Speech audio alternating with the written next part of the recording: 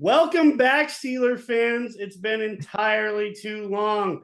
The return of the NFL is back, along with myself. Welcome back to the SteelerFury.com podcast. I am your host, Jeremy Coleman. You know me as Smith is Smoking on the Best of Sports, joined by my awesome co-hosts, Corey Karbowski, Corey39, and Will Massasak, Bradshaw to Ben. How are we doing, fellas? Great. Will came in here last second. You always know how he's typically 20 or 30 minutes late to an episode, so I wasn't sure we were going to get him in here on time. Wow. Late to his own show. No respect. No respect. Yeah. I'm here. I mean, as you said, somebody needs to come in to knock the Steelers down a peg. Now, I mean, I don't know how many pegs I'm going to knock them down, but yeah. That's you guys are all. I mean, I don't know. I can just tell you have like the glimmer in your eye, like you just met this girl that you have big, you crush on right now, and you're all googly eyed. Yeah. I mean, is it really our fault to have a little more optimism coming into this year than it was last year? Well, Lucy, I mean, Charlie Brown thinks that the football is going to be there for him to kick every year. And then it's pulled away. Well, I mean, that being said, the offseason's been long. Omar Khan's made some nice moves. We finally have a roster ready here for week one. Corey, I'm going to throw it to you first here. What did you really like about how this roster shaped out? If there's a group that you really like that kind of came together through preseason and for what we have now? Just the offensive line. I mean, there's in-house improvements, like Dan Moore's improved his play a little bit at least. We should have an uninjured Mason Cole, but Nate Herbig is better than any backup we had last year. And Isaac Semaleo, something like that. He is Yeah. I mean, that's the best lineman we've had since Pouncey's retired. So that is a major increase. And, even if we still have our bumbling offensive coordinator, we should at least be able to execute a little better this year is what I'm hoping for. That's fair. I mean, you got to give Omar Khan a little bit of credit here, too, before I swing it to you, Will. How in the hell he got a 6th-round pick for Kendrick Green was just phenomenal. And then getting rid of Dotson to basically move up in two rounds respective next year. I mean, kudos to you, Omar. Like, you've been killing it so far, but let's not give you too much credit quite yet. Obviously, it's only your second season. We can't anoint you anything other than the con artist at this point, is what they call you. Will, kind of what are your thoughts about a position group? Well, first of all, second what you said. I mean, here's to Omar Khan. Jeez, like, it certainly made the most of the draft, and it's like those of us who've done live mock drafts with a bunch of other people simulating a team. He operated in this draft kind of the way that one of us might have if we had been the GM. Maybe not the same exact players or same selections, but the process. He just felt engaged in the process and willing to move around and make a move here and there, and especially here these. Trading for some late round picks that I kind of feel like the previous regime didn't really care about late round picks at all. Like, to them, anything after the top 100 was like it wasn't even worth anything. They would give it away almost. They draft a long snapper or trade out of that position or trade out of one of those picks for a player that probably would have been available as an undrafted free agent and so on. So kudos to Khan. Generally agree with almost everything that Corey Karbowski says because he's smart and knows a lot about football. But I think the thing that bugs me about this position group, the offensive line, is kind of like the quarterback, and I'm sure we'll talk about that at some point. But there isn't a lot of evidence yet that they're significantly improved. Yes, we got rid of some players that we don't think we're that good, and we replaced them with players that we think are better, but there might be a little hyperbole going on. Semaleo is I think a really solid offensive lineman. We're just not used to having, like a guard that's solid. So it feels like a huge upgrade. But I saw like Brandon Thorne, who I think is a pretty good, he's really specialized himself now into offensive line play, and I think he gauges them pretty well. I think he had Savalu was like 17th or something in the league. So, Hmm. Let's not pretend he's David DeCastro just yet, right? It could be that he had a little bit of a down there year last year when those ratings were compiled, and his fit in Pittsburgh might be better than his fit in Philly, and so on and so forth. And that's not to say that I don't love the addition like him over Kevin Dotson right now. I think is a huge plus. So I do think the offensive line got somewhat better, but what they played in the preseason gives you absolutely zero information about if they're going to be any good or not. We'll find out a lot on the Sunday, and for that matter, the first 2 or 3 weeks of the season. And I think we may find out that they are quite improved and that Dan Moore made a move forward, and Chooks is ahead of where he was 2 years ago, et cetera. But until we see them play competition, because they were not only just playing backups, they were playing some teams that were really bad and backups that were really not all that good, and even the better backups for some of those teams didn't play, like in the Atlanta game. So yes, they did what they were supposed to do. They dominated lesser players, but I'd like to see them do it in a live game, live action against a really good defense like we're going to see in week one before anointing them. But in general, yes, I'm really happy to add the depth of a guy like Herbig, and I love the idea of Savalu in the guard spot, and eventually, Roderick Jones may be a big upgrade as well. It feels like the depth is better, and that's never a bad thing. Well, I mean, Will, you make a great point. I mean, even Kenny Pickett came out, after the preseason and said, look, what we've done has been great, but it's the preseason. It doesn't matter. Nothing counts. What happens is, when that first snap hits on Sunday at 1 o'clock, so I mean, couldn't agree more with you there. One other position group I think that definitely got better was some of a draft edition and just a free agent edition. Was I really like our outside linebacker group. I don't think I've seen a well-rounded group like that in a very long time in Pittsburgh. I mean, obviously, we've got our all-pro player in TJ Watt, our first-time Pro Bowler last year in Alex Highsmith, but then to get a guy like Marcus Golden, who's been in the league for a while, who's played for a while, been able to produce too. That's the other thing. I know he had a little bit of a down year last year, but just his experience, and then getting, Nick Herbig. I don't think any of us thought, he probably would look this good so far. That get off is something else. I mean, it's going to give, tackles in this league problems, especially when he's fresh off the bench. His motor is, that could really, be a huge plus as we get deep into the year, especially if, for some reason Watt or Highsmith go down. Just really love that room, really love that rotation. So what do you guys kind of think about how that group came together? One scheme thing I just want to mention real quick, because I didn't even think of it until you just mentioned it. But what they've done a couple times is you've seen it with our old linebacker groups. They'll kind of bump Highsmith down into more of a 4-eye inside of the tackle and run one of our Buck or our Mac up on the edge to rush. And it kind of works. You're just trying to get a Highsmith on a guard. But I was just kind of thinking how in obvious passing downs, you can get Herbig and Watt on an edge and Highsmith on a guard with Hayward on a guard. And that's a pretty nightmarish front four to go up against. For sure. I mean, you kind of, included a Hayward in there, but I kind of like our defensive line group. I don't think it's great, but I do think it's deeper than it has been.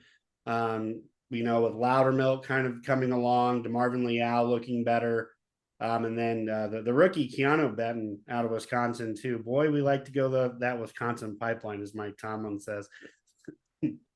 Excuse me. But he looked very nice, had the highest grade by Pro Football Focus among all rookie defensive tackles in the preseason. So just a lot of arrows pointing up there. Really nice to see that group kind of develop in preseason, but then look like a group that we really, the whole front seven in general, look like a group that we can kind of rely on moving forward. Mm-hmm. So Yeah, I actually was really. I mean, I agree with you about the edge group. You know, the top three guys for sure look, like great starters, as good a starting group as as there might be. Marcus Golden is a great established veteran. Herbig looked good in the little information that we have about him to this point, way better than I expected him to look. So I thought it was my least favorite draft pick, and he looked very hard to criticize anything that he did during the preseason. I worry a little bit about him on if he has to play in situations where it's not a clear passing down, because I think he can get washed a little bit in the run game, but that's typical of young edge rushers. And I also thought that David Perales showed pretty well. He will likely dress for the Steelers at some point this year, if there's an injury or something. And I felt like that's a nice addition as an undrafted free agent to basically make your team, to make the practice squad. But the group that I think maybe I'm the most excited about the change from last year to this year is the inside linebacker group. The off-ball linebacker group is like night and day from last year. And for that matter, I would suggest that it's a better group than they've had since at least Ryan Shazier's injury, which is quite a long time. That's 5 or 6 seasons now, right? So I feel like in particular, the thing you're talking about of being able to have rushers come from different positions than just line up. For the last few years, it just feels like the edges have lined up on the edge and they've kind of done the same predictable thing every time. This inside linebacker group, I have at least two and possibly all four really great as pass rushers. Cole, sorry, just lost him. Yeah, Cole Holcomb is actually a really good pass rusher in the interior. So I think you really are onto something there in terms of the possibilities that it gives you with personnel to be able to do something different. We haven't really gotten much pass rush out of our inside linebackers in a really long time. That's a big plus. And I think in coverage, Quan Alexander and Holcomb are better coverage guys than we've had in ages. And even the guys who are more or less the run stoppers can give you something in coverage. So we're not, completely at the mercy of offenses if we play a guy like Robinson, or even Landon Roberts, not the best in coverage, but he's going to see. I think we'll mostly see him in obvious running situations. Mm-hmm. Yeah, I would tend to agree with you. Really, you kind of look at the rest of the roster. I think a lot of that seems set in stone. Once you drafted Darnell Washington, he was going to make this team. Pushed off Tanner Gentry, which is a guy who I thought the Steelers might carry as a fourth tight end. To my knowledge, I actually don't think he's signed anywhere. I still think he's out there. Bengals, of course, trying to just get any bit of that playbook they can. What playbook? Yeah, exactly. Yeah, but I mean, Jeremy, the thing about that, the Darnell Washington is. I think the way you really make your roster better is when you get rid of guys who are really good at their role and replace them with guys who are better at that role. Like, it doesn't sound like much. It's not like replacing, your crappy quarterback with a Hall of Fame quarterback, but I think it's pretty important to your roster when you can upgrade guys that were sort of in the middle of the roster, but playing, participating and have really important roles. And you can upgrade those a little bit all across the board. You've really done something. So we did that with the backup offensive linemen and the edge rushers and the inside linebackers. That's great. We were also cursing the plays where Gentry would catch a tight end screen. There's a big difference in Gentry catching a tight end screen and Darnell Washington catching a tight end screen. Mm-hmm. No, you're very right. And honestly, Will, you kind of picked up on it there. That was one of Omar Khan's big first things, when he, got the GM job, was that he was going to create competition at all levels of the roster. To this point, in his very early career as general manager, I think he's been very successful in doing that. No one's job has felt untouchable, outside of, maybe Kenny Pickett's this year. But I mean, shoot, we even tried to hold 2 punters, for a day, I mean, that's we tried to work with. I mean, we were trying to leverage even an extra punter. So I like to see that. I think the wide receiver room, as much as we wanted, a guy like Butler to show out, or some of these other guys, pretty much the group I thought we were going to be expecting. Really excited to see what Calvin Austin can do. since he was robbed of his rookie year. The quarterback room is the quarterback room. Surprised Mason Rudolph's back, but believe it or not, he's the 5th longest tenured Steeler on this roster. That tells you how much turnover we've had in just these short 18 months, ironically enough. So, Corey, it looked like you were about to say something there. Yeah, I had something written down about Calvin Austin, and I mean, I think this kind of goes into I'm not sure what we're going to go into next, preseason or breakout players, but I mean, it goes with both. Calvin Austin had a number of explosive plays in the preseason. Our longest touchdown last year was 31 yards. 31. And that was to George Pickens in like week 16 or something like that. I mean, that's pathetic. And to get a guy like Calvin Austin where, you know, you want to be optimistic going into the offseason with a guy like that. He hasn't played. He's already a small player. But when he produced how he produced in the preseason, it's hard not to be excited about him in the return game, in the screen game, you know, just hitting him on some go routes. I mean, that's a guy where you can just lay it out there, and that might be an 80-yard touchdown. That's a very fair point. I mean, I think the other thing that, you know, you bring up Calvin Austin, he looks so natural in the return game compared to, I think, what we've trotted out the last 10 years. It's very refreshing to see that it's like we actually got a player that we wanted to excel in that role, but he's also going to be good in the receiving game too. So it's. You mean except besides Ryan Switzer, right? I mean, because he was obviously the pinnacle of the position. We trotted him out there for a couple of years. So yeah, I mean, you might have He forgotten played that era. almost every snap on offense. Come on, Will. I'm thrilled that Calvin Austin looks like he's come back from Liz Frank, and that was not a sure thing. And I thought that he was everything that I expected him to be. I love that pick. So like the fact that he showed out in the preseason was like confirmation for me. That's great. My fear is still let's stay positive for a minute. We'll come back to Calvin Austin later because I don't think it's anything about him that's the issue, but it's something in general about the team that I think is the biggest question mark I have, and we'll see how that goes when we get to more, the question marks. Because right now we're all on a high.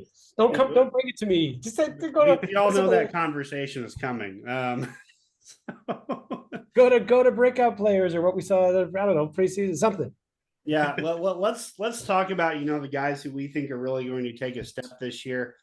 Obviously, I think the biggest one is just George Pickens in year 2 with Kenny Pickett. I mean, the guy's just making high-let catch real type plays every day in training camp. If they can just get on the same page, along with Deontay Johnson too, I mean, we saw this offense use him more. So, I mean, if defense have to respect both wide receivers, I feel like George is really just going to, pick on some corners with just his frame, his ability to catch the ball away from his body, the ability to even get down the field. This year they've been allowing him to run a fuller route tree. So just with everything on the board, if that stays true to par, as that conversation we're going to bring up here in a little bit, I think it's really obvious that George Pickens could really elevate himself to as like a top wide receiver in the league. So I love the potential for Pickens. This thing that he's going to run a more of a route tree. They're going to use him more in the middle of the field, et cetera. This is just like Jerome Bettis came into camp in the best shape of his life. I mean, it's like there's certain things that every year are just like the truisms of camp. Once again, because preseason was so slanted, it was basically playing 7-on-7 versus air with no pass rush, and it was kind of like I want to see that connection when Nick Bosa is screaming in, or Myles Garrett or whatever, and they're playing against somebody who can actually at least be competitive with George Pickens. That being said, I expect him to do the stuff that we already know that he's good at. He's shown he can do against anybody, which is the combat catches and so on. But I'd like to see him get open a bit more, and I'd like to see him run his route strategically so that he gets himself open, even if it isn't really like the offensive coordinator getting him open. Because I do feel like he has a tendency to kind of slow play routes where he could get on top of a guy more easily if he used his effort more expeditiously before the ball got there. Um, he's relying on the fact he's so good at the catch point. But he can make your life a little bit easier by getting open too. So there I is that. saw someone say that they think that George Pickens tries to not get open just so he can mug the DB for the catch. Yeah. Well, I don't think it's really intentional, but I do No. think that is kind of how he plays. And that was a knock on him coming out of the draft.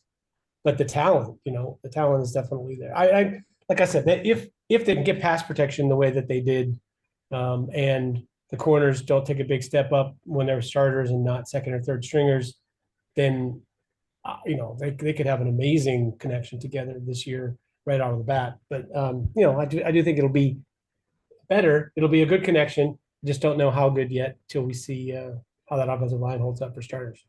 yeah, Will, I need to double off something you said there real quick. It's funny you brought up him kind of dogging on routes. That big long catch that he had in the Atlanta game, I felt like the exact same thing whenever he was running full speed, and I was literally like, did he just slow down? The ball's coming to him. Why is he slowing down?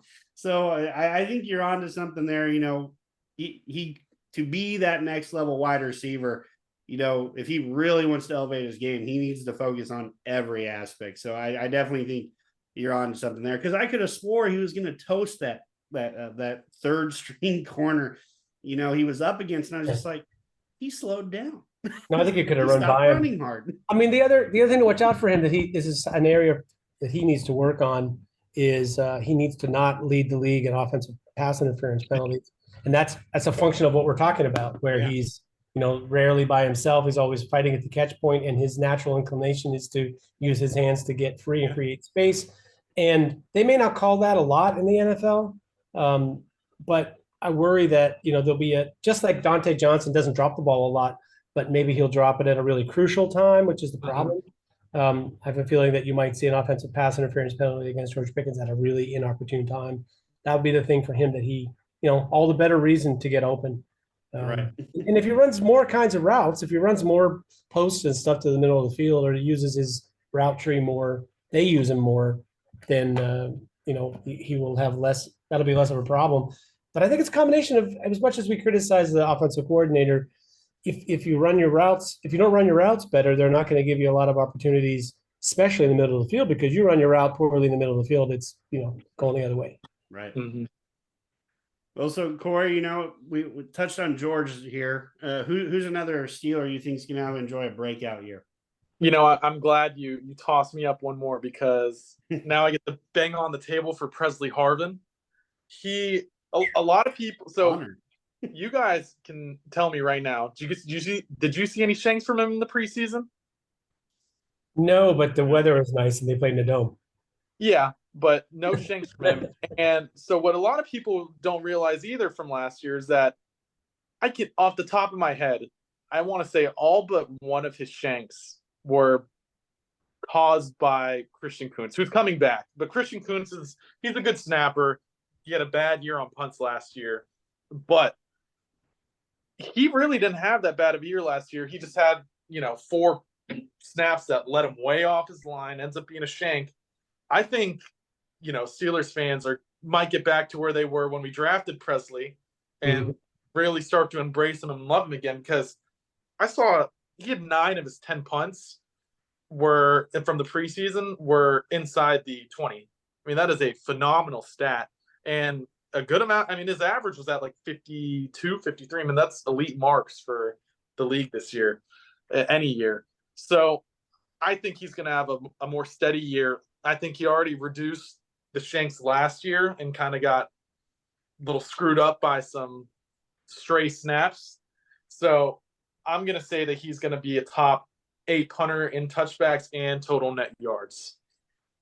Leave it to our specialist to bring up a specialist. Hey. Barry said, was not expecting that. I love that perspective, though. I mean, even if the offense does take its next step forward, the field position game is always a battle in this league. And, analytics itself says, you have to go another 10 yards, that's another 15% down the field that you have to come down. So, I mean, it's obviously a big part of the game. So, Will, I'll throw it to you. One last breakout player. I mean, Steelers. do I like you? I'm not sure how you worded the question, but if there's going to be another breakout player, it would be Kenny Pickett.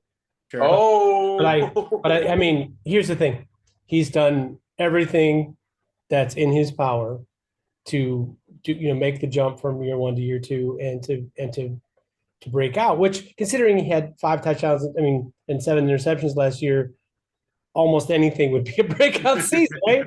But I feel like I don't put a lot of stock into the preseason. I don't put a lot of stock into even the last few weeks of last season, where I feel like it was NFL competition, but it wasn't exactly like getting the best from the best. So I want to see him duplicate that a little bit more, right? From the get go. But I feel like it's going to be a question of just, is he talented enough to cash the checks that his ego makes? And that's one of those things with quarterbacks, that even quarterbacks with good tools and great work ethics, who are terrific leaders and work really hard, study as hard as they can, learn the offense, like all that stuff, right? Even with all of that, some guys just don't make that next transition. So I kind of expect that he will be, at least have a good season. I think I would be shocked if he wasn't at least, good enough to, like, not necessarily carry a team, but to be a good complement to a great defense, great, distribute the ball for the skilled players, so on. So, like, I don't know how many ball games I'm going to go in thinking, Kenny's going to win us this game. But I also feel like there's a possibility, of everyone. He's worked the hardest, or at least as hard as anyone, and put the time in, dedicated himself to it, and has done and said everything right you can say. So if there's going to be another breakout player, that would be my guess. Yeah, I mean, obviously, preseason, what wasn't indicative, of probably the success he'll have in the season, but just a lot of good things to see from him this preseason. Like you said, I think I was reading somewhere, after the season ended, he was already throwing again by the end of February. Brought the guys out down to Florida once out to California, I think another time. Watch taped with Mike Sullivan on every incompletion he had all season long. I mean, that's definitely the type of guy you want in there for sure. But like you said, eventually, he needs to be able to go out and win us ball games. We saw glimpses of that, with us finding a way to win against the Raiders, even though it might have been more the Raiders' fault than anyone's. but the big comeback against Baltimore to evade pressure, to hit Najee in the front of the end zone. I mean, if those two things can find their way together, I don't think we're going to lose games because of Kenny Pickett. I think he'll be in more situations to win those ball games this year, as where last year we had that Miami game where it just felt like it didn't matter what Kenny tried to do, nothing was going to work that night. I don't think we're going to be in that type of situation this year. So, but with that being said, let's go ahead and jump into our big time matchups this week. We've got a very tough team coming into Pittsburgh with the San Francisco 49ers coming to town. And for all of you hoping that we weren't going to face an all-pro pass rusher or a former all-pro tight end, those dreams have ended. Bosa's back under contract with the richest contract ever for a defensive player, 5 years, $170 million. Welcome to the big boy pay club, sir. And then from what I was reading, George Kittle was running at full sprints the other day too. So practiced in full today. Yep, practiced in full today. So it's just like, it is what it is. Why would the Pittsburgh Steelers want anything to be easy? That's not our style anyway. So, but obviously, let's jump into the matchups here. I think the big one, I'm going to mention it right away. George Kittle being in this game is a big deal. He's been a tight end that has typically killed the Pittsburgh Steelers in the past because of his run after the catch ability, his ability to put our linebackers on his back hip and be able to run away.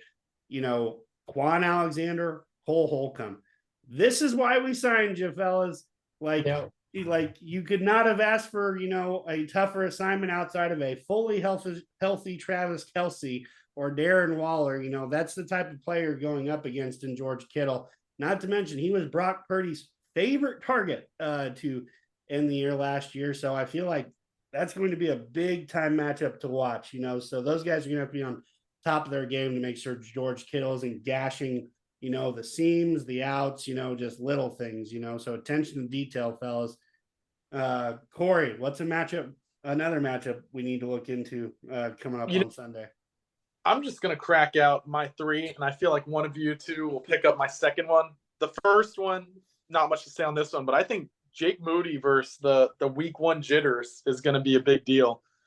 This game, with how good the Steelers defense should be, and the play style of the 49ers with Brock Purdy, you could assume that this is probably going to end up being a closer game. And this is a big game for, the 49ers are trying to make a statement. This is a big game for a rookie kicker to come in and potentially have to have some clutch late game kicks. Second one, I'm sure you guys might pick up on it. It's our slot corners versus Deebo Samuel and Brandon Ayuk. We're probably going to throw an array of names out there. Desmond King, Patrick Peterson, Shannon Sullivan, Elijah Riley. I mean, there's a laundry list of names we might throw out there. Desmond King's probably the one I'd have the most faith in holding up there, but he hasn't even played a game in a Steelers uniform yet. We're not even sure how we're going to use him. The matchup I want to focus on is Dan Moore versus Nick Bosa, but after Dan Moore, I have a backslash in Darnell Washington. If it's Dan Moore versus Nick Bosa all night, I'm horrified by that matchup. Dan Moore's can give me twice the player he was last year. Nick Bosa still probably gets him for 2.5 sacks.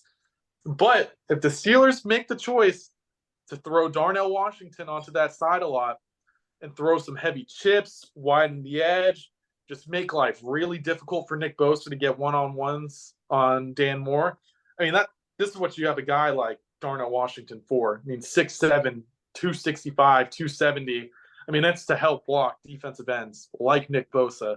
So I feel like that's going to be we're going to see if our offensive coordinator is going to do something like that. Maybe he just leaves a running back, which I don't have much faith in that stopping Nick Bosa either. But I think Darnell Washington could be a guy who could quiet down Nick Bosa from that edge. Yeah. Go, Will. What's some other things we should be looking forward to this week? I think, it's sort of a two-edged sword. It's Deebo Samuel and Christian McCaffrey in both the run game and in the essentially extension of the run game, the short balls in the flat. Steelers have traditionally been a very good, rallying and tackling team. But if they have one weakness in that, it's when their secondary guys get in space versus those kind of players. Like, I think that can be very difficult to stop. I'm not sure that the Steelers really have an answer for especially for Deebo. I have a feeling that might be something that it's going to take them a little while to sort out as the game goes on. So that's something that we're counting on, our linebackers to get to the edge. We're counting on whoever comes in as the nickel back or the dime back, being able to make tackles in space against Deebo, who's not small and he's not slow. And I think it's, that's a underrated part of why their game works so well, is that they have guys like McCaffrey and Deebo and Juszczyk and Kittle who can turn, quick little passes into big plays. And that can be a thing that San Francisco is very good at scheming, even if you have your best personnel out there. So that to me is a matchup, and I'm interested to see how that goes. And like I said, it won't even if they have trouble with it, the Steelers have trouble with it early. That's one thing. If they have trouble with it and they can't adjust to it and figure out a way to slow it down, that's different. So this is a matchup that's very important to the game, I think.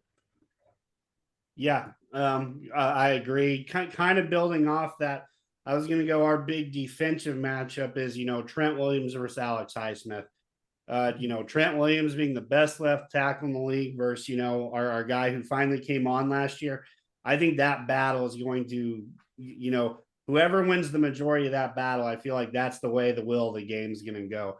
If Trent Williams can seal Alex Highsmith off to the edge, like you said, and allow guys like McCaffrey and Elijah Mitchell to get out there, I mean, they've got the speed to take it to the house.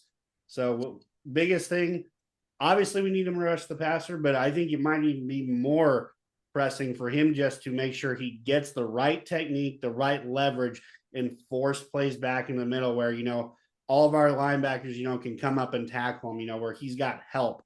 That's the thing I worry the most about the San Fran team. They are so good about getting up and on players. If we allow them to do that, it's going to be a long night. So I think that's a very big matchup right there. Whoever wins that, I feel like is going to win the game, honestly. So, with that being said, a lot of other NFL games around this week, some big time matchups, some other not so big matchups. I mean, who really wants to talk about Washington and Arizona playing? That was a week one game. God, NFL, can you not get it right? People are going to actually be stuck watching that and not get any other options on their TV. I mean, it's so bad. Nope. Oh, I know. That opponent won't schedule them to play anyone else. Why waste them on another team? True. Good point. Right. I mean, honestly, another one that probably won't be too good. I mean, getting the bad games out of the way first before we talk about some good ones that are actually tough to decide. I mean, well, these are tough to decide too because they're so bad. You just don't know who's going to end up winning. But I mean, Carolina traveling to Atlanta too. I mean, that's a division game, and a lot of new there for Carolina versus an Atlanta team that's not overly good. It'll be interesting to see how Bijan does there. But I mean, yikes, another one. Let's go with the first game with some arch rivals of the Steelers. Well, one's a rival, one not so much. But Cleveland is headed to Cincinnati Cincinnati is headed to Cleveland this week. Excuse me. Cleveland is getting 2.5 points. Corey, let's start with you. How do you think this game's going to go? Well, I think Joe Burrow, for one, he's healthy. And I'm not sure if you guys got the ESPN notification, but he just signed a 5-year, $275 million contract. That is breaking. We're on the wrong line of work, man. I think he's not the kind of guy to get paid that kind of money and go out there and lay an egg. So I think this might get ugly. I think I might go Cincinnati if it was 10. I'm not really a big believer in the Cleveland team. I think they had major issues stopping the run last year, and I don't think they did enough at all to address it. Watson never really looked like himself. Maybe he does this game. Maybe that Texans fires back, but I would go Cincinnati pretty handily. All right, so you're taking Cincinnati to cover and win. Will, what are your thoughts? Listen, man, week one is the weirdest week. I don't think you can just say simply a team is going to be better. This is a better team. They're going to win week one because you see it every year. A plethora of weird results in week one. I like the Browns in this game. I believe that the Bengals are probably the division winner ultimately. But I also think they're a team that, sometimes you suffer a little bit because you're not feeling the pressure early. Like, I don't know they're New England of 10 years ago that was like they wanted to crush every opponent starting immediately in the game and continue until the last whistle. Like that. They don't have that mentality, usually watching them play. And I could see a team with a good running attack taking a significant bite out of them. It's like push them around a little bit. So Cleveland's getting the points. I'll take them. I have a feeling it's going to be a close game and probably one of the more entertaining games of the opening weekend. Well, I mean, that's why I picked it, right? No. But, I mean, in all seriousness, Will, I think you're onto something there because, I mean, no one gave Pittsburgh a shot to win in week one last year, and Joe Burrow had the worst performance of his lifetime, maybe.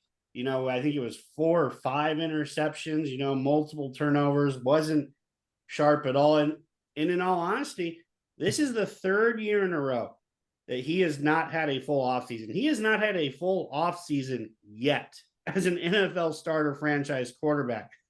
I do think that plays a part of being ready for your week one matchup. This calf injury.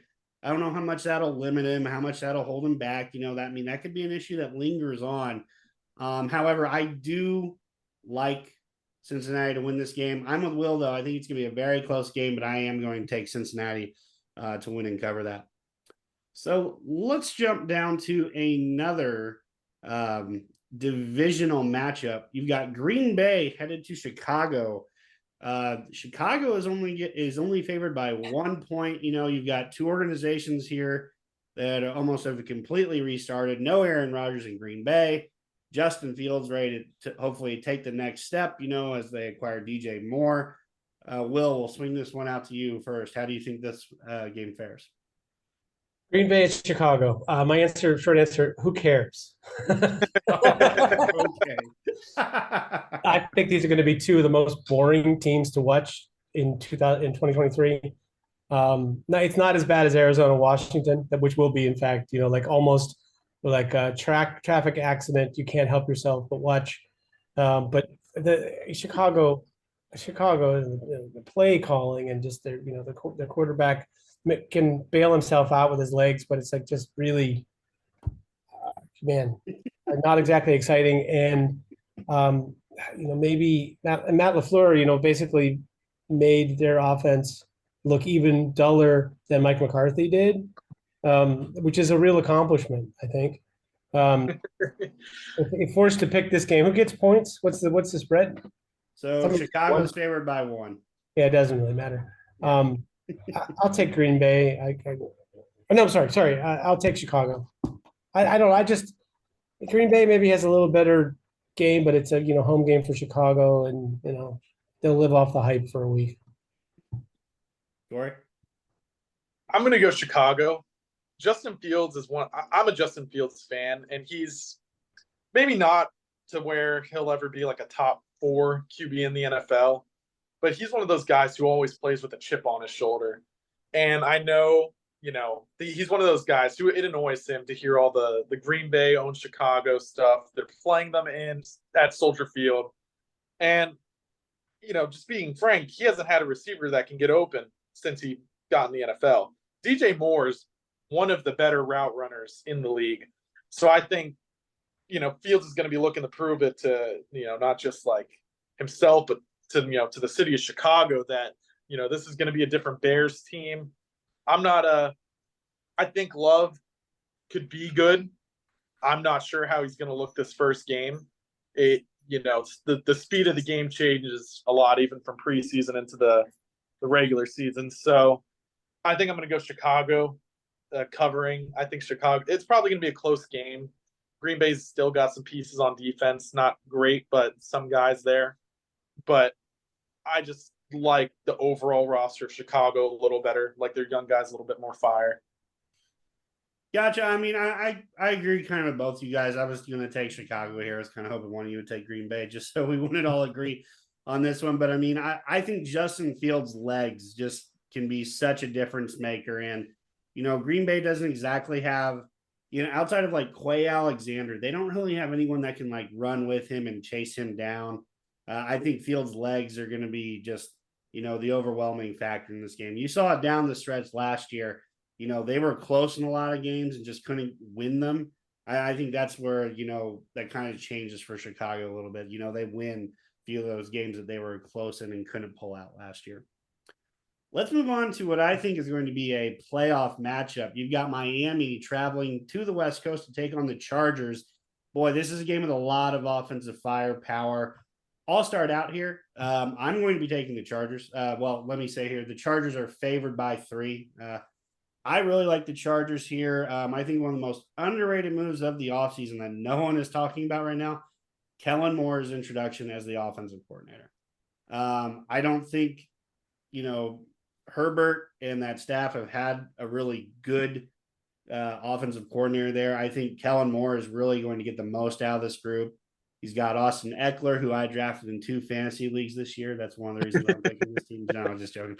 But he's got a ton of weapons. They took the first round wide receiver in Quentin Johnston out of TCU to give Herbert another big weapon. Gerald Everett had a great first year there. So I just think the offense there is going to be good.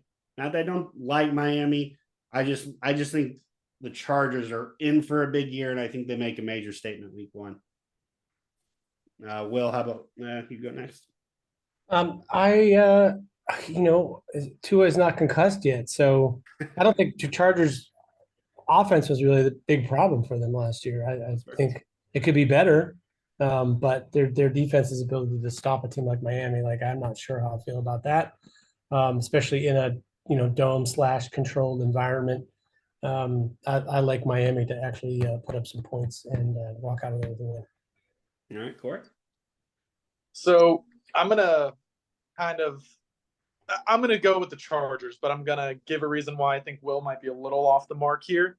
Ooh. So J.C. Jackson out all last year, Derwin James out all last year, Khalil Mack banged up throughout the year, Bosa banged up throughout the year.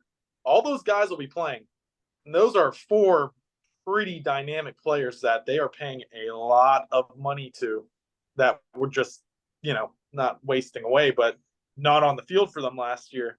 So I think they actually have the matchups to run with Miami a little. Maybe not stop Tyreek Hill and Jalen Waddle, but I think Asante Samuel Jr. and one of my favorites, Jazeer Taylor. Those are 2 guys that are cut to cover those kinds of receivers. They're $180. And they can run with those guys at least a little bit. So I think that takes a little bit of the run past you effect that Waddle and Hill have. I think it takes a little bit of that sting out. And I think the Chargers, back to the injury thing, Rashawn Slater out all last year. They have their franchise left tackle back. And they had to play, mix and match with their whole O-line last year. They've got Jamari Saylor, who's playing left tackle at times, 6'3", 305 at right guard, which is his best spot. So I think, and then adding Quentin Johnston, that's just another weapon. I think it's a different team than last year. I think they're a lot healthier, and I think I just like Herbert more than Tua as is. So even though the rosters are similar, I'm just going to go the Chargers, and I'm going to take them. Are they getting points? Yeah, Chargers are favored by 3 at home. Yep. Yeah, they cover that, I'd say. All right. Well, that brings us to our 5-star matchup of the week. That's right. We have the San Francisco 49ers coming into Pittsburgh. So let's get started on this one. Right now, Pittsburgh is being spotted 2.5 points. So I think it'll be a very close matchup. I'll go ahead and bite the bullet on this one so you guys don't start biting the bullet. I like Pittsburgh this week. I don't expect Bosa, to be off his game by much. He's a professional, very much line of TJ Watt, even though, he hasn't been at camp. He hasn't been playing. He's a guy I expect to be ready for week 1. Kyle Shanahan even joked about what snap count in his press conference after he got signed. So, we're going to see Bosa full bore. Like we said earlier, Kittle full bore. I don't know. I just really like what Pittsburgh did this offseason. I feel like we've got a very strong defense. I just think the offense is ready to play up to its potential. I'm going to go Pittsburgh. It's definitely going to be an all-out war. These are 2 teams that love to win with defense, both teams that want to run the ball. So it won't be an absolute scoring fest here, but I think Pittsburgh ekes out a win. I think I'm going to go 27-21 Pittsburgh. Corey, let's throw it to you next. So I was kind of going back and forth, and I was sitting in class kind of ping-ponging around the possible scores and what I was thinking of. And I settled on, first I was leaning 49ers, ended up going back to the Steelers. I'm going to say a 23-21 Steelers win. I think that comes from, what's that math? It's for 3 field goals, 2 touchdowns, right? 3 field goals, yep, and 2 touchdowns. And I think it's just going to be kind of one of those wins where it's like last year where they just slowly kind of chip away in the second half with like field goals or something, like a 3 in the second half or ball.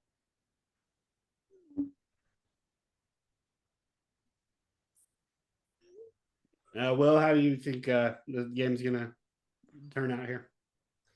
I think it's it's probably a pretty close game. The thing we didn't talk about at all during the show, but the thing that hasn't changed from last year, that until proven otherwise, I'm going to say hasn't changed, which is the strategy of how the Steelers see themselves as a football team, especially on the offensive side.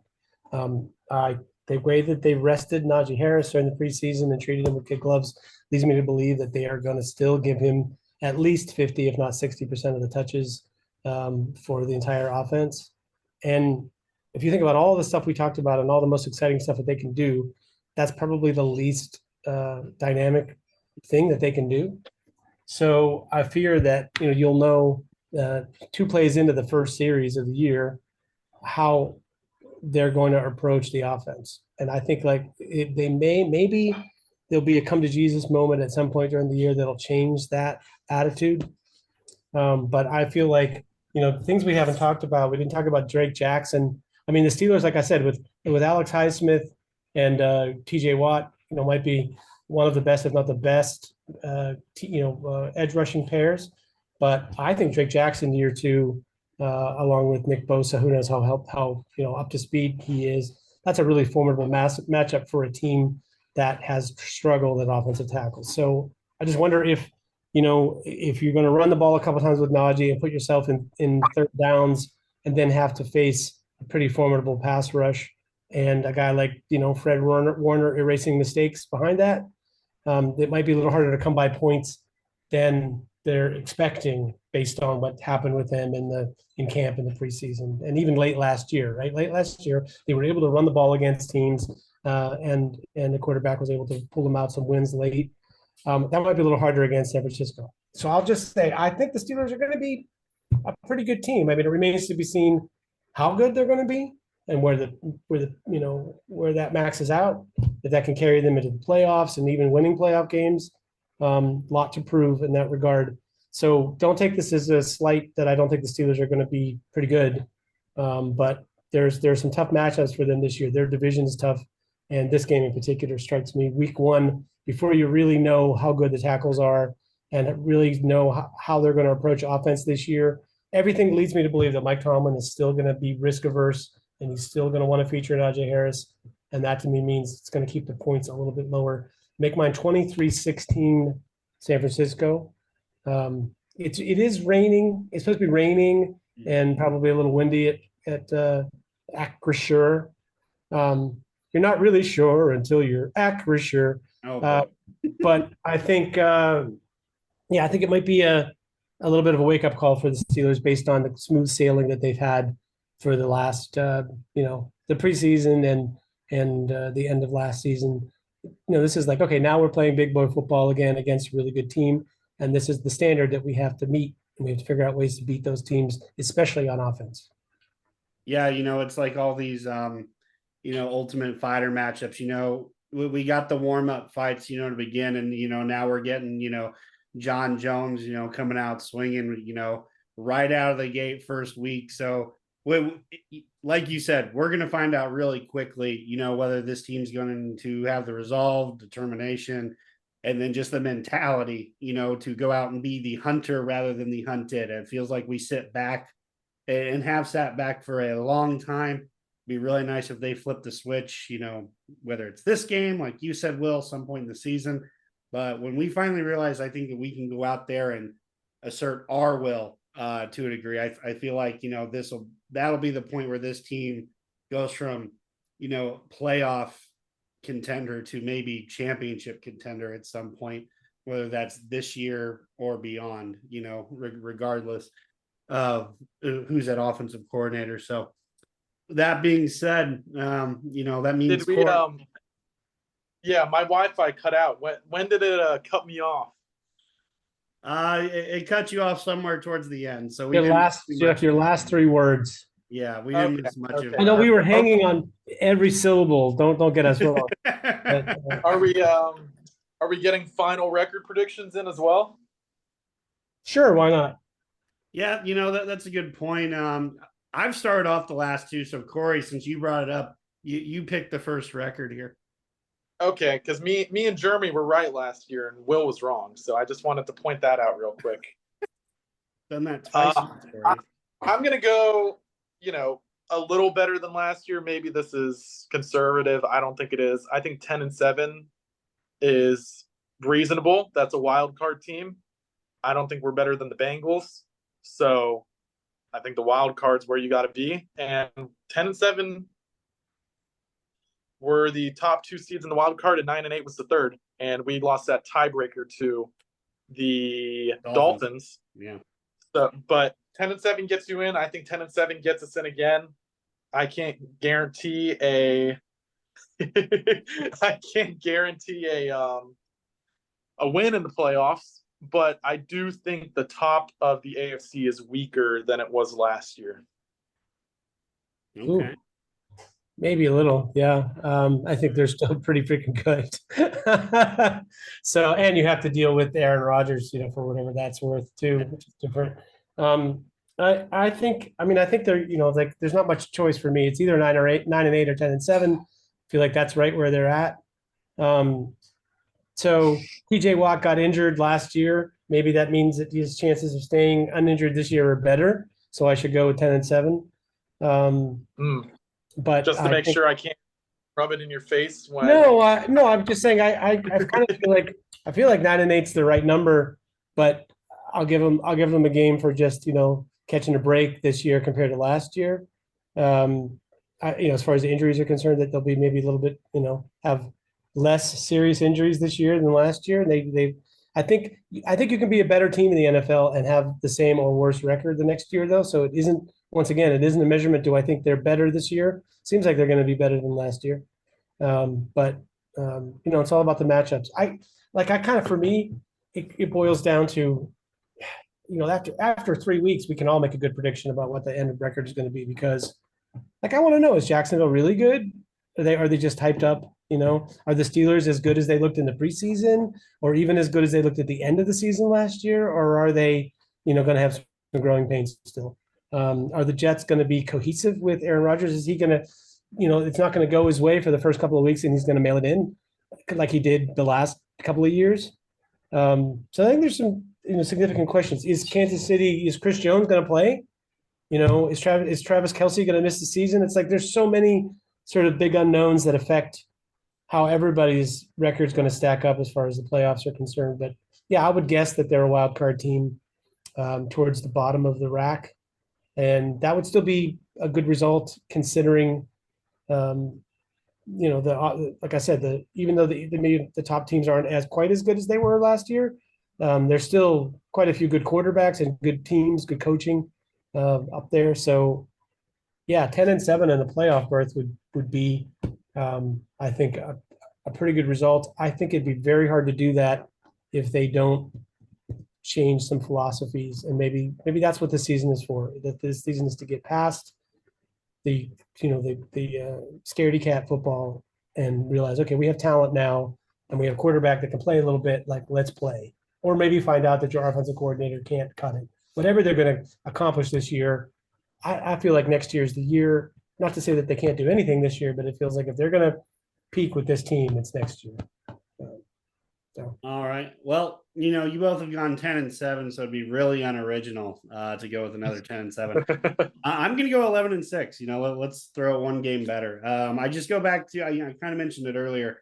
There were games last year that, because the team still pretty well built last year, that we were just not finding ways to finish ball games last year. I think that changes this year. I do. That Miami game with just marginally better quarterback play, I think we end up winning that game. Even the game against the Jets, it's like felt like we were going to win that one. Ended up losing it last second with Zach Wilson at quarterback. So I know the AFC is a lot deeper this year. There's better quarterbacks over.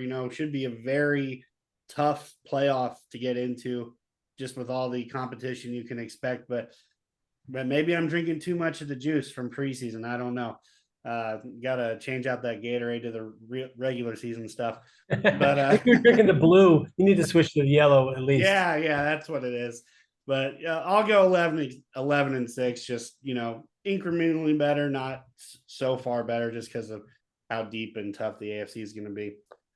With that being said, NFL weekend.